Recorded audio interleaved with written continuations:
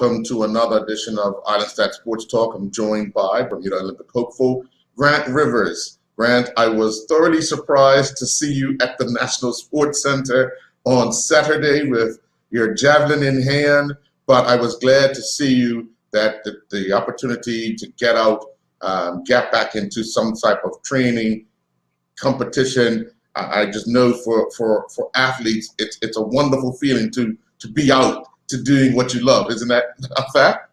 Oh yeah, it felt great.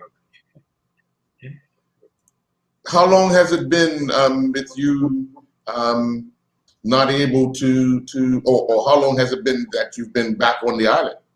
Yeah, so I actually got back September. Yeah, and been back for a little over a year now. But I haven't competed since last year's May.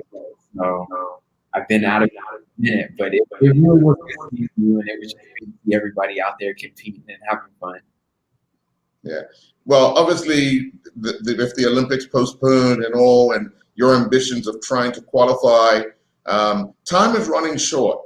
It's just under a year now, but do you feel added pressure that now that you've gotten this opportunity to get back out there and train, where some athletes still haven't had that ability to be out and even get in any throwing, because a lot of the primarily stadiums are closed or training areas are closed, but you've got this opportunity. Do you feel any added pressure that I need to get back into the groove rather quickly and try to get ahead of competition?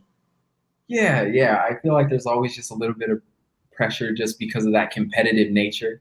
I know that a lot of the javelin throwers in Sweden and Germany and over in England were actually out throwing a couple months earlier. But then on the flip side, there are people like in the United States who haven't been able to throw this entire time. So just depending on what country you're in, what's going on, is whether you're going to have those opportunities or not. And I'm just glad that Bermuda is one of those places where, we're back up and running, and I feel like we're just, 2 or 3 steps away from an Olympic qualification. So hopefully that can happen. With what you were able to accomplish on Saturday at the Sports Center, how do you think you are feeling, or how are you feeling? How do you think you are feeling of going into any type of forum for any type of competition to try and qualify in the coming months? I feel great. I feel really great. It's just since I've been out for so long because of my Achilles injury, and then to finally come back and open up, not just with a regular season opener, but open up with a 10-foot PR felt really great. And just to, on day one, to come out better than I ever have, just felt really awesome. And especially because a lot of the coaches were there. I know that the president of the BNAA was there. So it just felt good to be able to see everybody, but not only that, but be at my best. So when you look at how things materialized, it's always that little added pressure throwing all by yourself, because you wanna get into a rhythm, you wanna get into a flow, you want that type of feeling to not go away. And sometimes when you have other competitors, you tend to sit around and wait and wait and wait. But did Saturday suit you because you could go when you wanted to and not have to wait almost 3 or 4 minutes for another turn? Yeah. I felt like, because of course there are going to be nerves, especially being out for over a year. But after I got through my first 2 or 3 sets of throws, I found that rhythm and things started clicking. And next thing I know, the 4th, 5th, and 6th throw all kind of built on themselves, and it just got further and further out there. So yeah, I felt good. And competition or not, I feel like javelin is you against you. So whether I'm out there with people or not, I just felt like it was perfect for me, and it felt good. When you look at your attempts and being there, seeing it come closer and closer to me where I was standing. How far are you off from that mark? I mean, it's only your first time being back out in a year, as you said, and you're coming off the injury. So how far are you away from the qualifying mark just off of that first time throwing? So I'm close. So I'm about 10 or so meters away from that. And I'm about 6 or so meters away from the Bermuda national record. So First goal immediately, October 10th, whenever we have this next track meet, get that national record. That'll put me in the top 100 in the world. And then I have about 10 or so months to slowly chip away at that 10 meters, keep putting on weight, getting stronger, ironing out some of the new javelins that I just got shipped to the island. And hopefully we can just get a big throw out there. Yeah. When you look at it, who are you training with, and who's kind of giving you advice on technique that would assist you in doing what you're trying to accomplish? Well, I'm training with Cheyenne. So Cheyenne is actually the national record holder for the women's javelin for Bermuda. And she, while she was overseas in France, got a lot of really great training. So she's kind of been my sounding board. We've been going back and forth at practice. But also Keyshawn Walcott and Thomas Roller, who are both the Olympic gold medalists in 2016 and 2012. I message them on social media all the time, send them my videos, and, you know, they have that eye on me. So it feels good to have a whole team kind of backing me. And I think that's why, you know, things like coming out and PRing by 10 feet happen, just because I have such a good support system. So yeah. Well, if you got Walcott on your team, you stand to go very far. Yeah. He really is a good guy. You know, one thing I really love about track and field is it's not like other sports where everyone's kind of cutthroat, doesn't really want to make friends or talk to people. No, as soon as I reached out to him, whether he was the Olympic gold medalist or not, he wanted to help me along my journey. So I think that speaks volumes of his character. I know we spoke about this before, but you looked at many of the decathlon sports that you were doing, events that you were doing, and you've chose javelin. How does that? I mean, because you see the javelin throwers, they're much bigger physically to be able to throw that javelin that far, but you're more of a all-round athlete, as if I could say that, where you have to taper your body to do high jump, long jump, the hurdles, the like. But why was it javelin that stood out for you to actually go after that particular sport? A lot of reasons, a lot. Thomas Roller, who won the Olympics in 2012, believe it or not, he was actually a decathlete before he became a javelin thrower, just focusing on that one event. Also, whenever I looked at, there was another guy who was competing at World University Games this past year, and he was almost throwing the Olympic standard, and he was a decathlete. So I just kind of saw the commonalities. I saw that the training was somewhat similar. I had the right build for it. I was tall enough and long enough for it. And then also my dad. So my dad, he's American. He actually played baseball. He was a pitcher. So it kind of runs in the family. So yeah, oh yeah, we like throwing.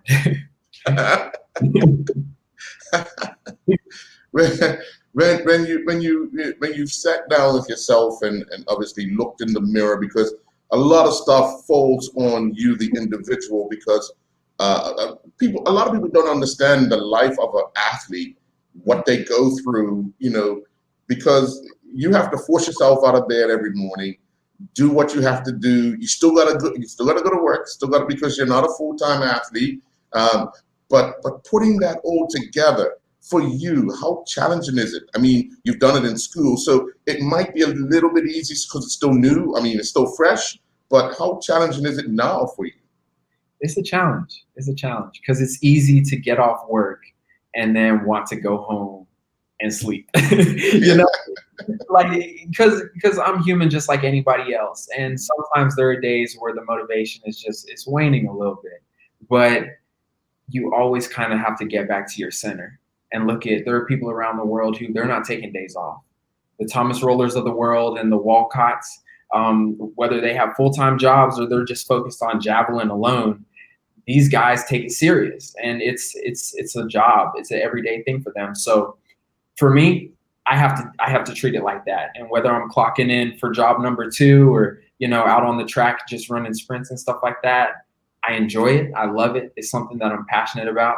And I honestly don't see myself stopping anytime soon. So yeah. You had a bit of a slight breeze at your back on Saturday, but talking with, javelin throwers from years gone by, they kind of like throwing into the wind, but not a steady, hard breeze, but they like to throw into the wind because it kind of forces them to do everything technically right. Is that more your train of thought, or you like a little breeze at your back? I like a little breeze in my back. I feel like the javelin that I was throwing on Saturday mostly, it's a headwind javelin. So it was designed for that. But I think for me mentally, I always like to have a little breeze going in the direction that I'm throwing because, hey, that might be a couple more inches. So, and I'll take it. I'll take it. Now you've mentioned just that. You said that that's a headwind javelin you're throwing. To the naked eye, to the untrained, all the javelins look alike. What is the difference in the design that would make it a headwind as opposed to a tailwind, as opposed to a regular javelin? Got you. Okay, so the aerodynamics on every javelin are a little bit different depending on the brand. Every javelin does weigh the exact same. It's 800 grams or about 1.7 pounds. But the headwind javelins have a little bit thicker tip just because apparently the surface area is more, so it allows them to kind of cut through the air a little bit better. But then the Nordic javelins have a little bit finer tip and they're more pointed, and those are tailwind javelins. And I actually just got a Nordic javelin shipped to the island, but I hadn't practiced with it at that point. So looking forward to seeing how that thing goes. How often are you doing weight training as opposed to throwing? 6 days a week. Six days a week of the throw or the weight training. Now, is your weight training specific to upper body, or is it the whole body? Because javelin is just not the arm; it's the body. You got to get a whole rhythm going. Is that correct? Yeah, absolutely. So I feel more like I'm training for CrossFit right now because I'm doing a lot of full body stuff, a lot of abdominal stuff, squats, over the head, shoulder press, and power clean. But yeah, you can only throw the javelin with your arm about, maybe if you're really strong, 220 feet. But those other 50 to 60 feet that you need to actually be competitive on a world stage, you have to get your hip into it, your shoulder, your back, everything. So I'm typically in the weight room 6 days a week, throwing about 2 days a week, just because, can't put too much stress on that elbow and on the shoulder. I have to give it time to rest. So when you look at major games, they're competitive, competed in stadiums, which, as we know, most of the time, unless it's a big breeze around and the wind comes down into the stadium, you're basically throwing into a non-breeze, non-wind element. But in Bermuda, as we all know, you're wide open, and for that matter, most places in the Caribbean, they're wide open. How much of that affects the thrower coming from the conditions in which you would have been throwing in on Saturday, than when you get inside a stadium that the stands are blocking the breeze? Yeah, so a lot. Javelin throwers, for the most part, if you have a tailwind javelin, you're going to enjoy a little bit of breeze. And I've seen that in past Olympics that I've seen, that typically if there is no wind, then the javelin throws are dropping off by 5 to 10 meters sometimes. So you'll see that maybe what took people to qualify just to get to the games, whenever they actually do get to the Olympics and start throwing with no wind, is oftentimes what actually wins the Olympic Games, just because it's stagnant and the air is not really doing anything. So Bermuda and other Caribbean islands have an advantage with our wind, and I say that we continue to take advantage of it, and we continue to breed that next generation of throwers, because I think that there are a lot of talented athletes here that could profit because of the climate that we're in. Yeah. So on Saturday you were out in your element at the National Sports Center. I was actually speaking with Lamont Marshall earlier today about the next event, which is October 10th, as you mentioned. You've got 2 weeks to prepare for something of that nature. But what will you be doing in between there to ensure that you can go and attack that Bermuda national record on that day? just getting my hands on these new javelins. So just to kind of draw a contrast, the javelin I was throwing with this weekend is about $700. It's a club javelin, but the two javelins that just came to the island, they're actually Olympic international level competition javelins. So they are about $1,400. Yeah.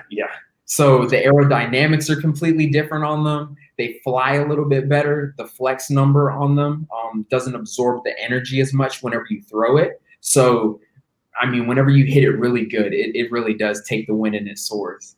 So right now, I just need to get my hands on those and just kind of iron out what they feel like and work on my approach. And hopefully we can get another, big PR going.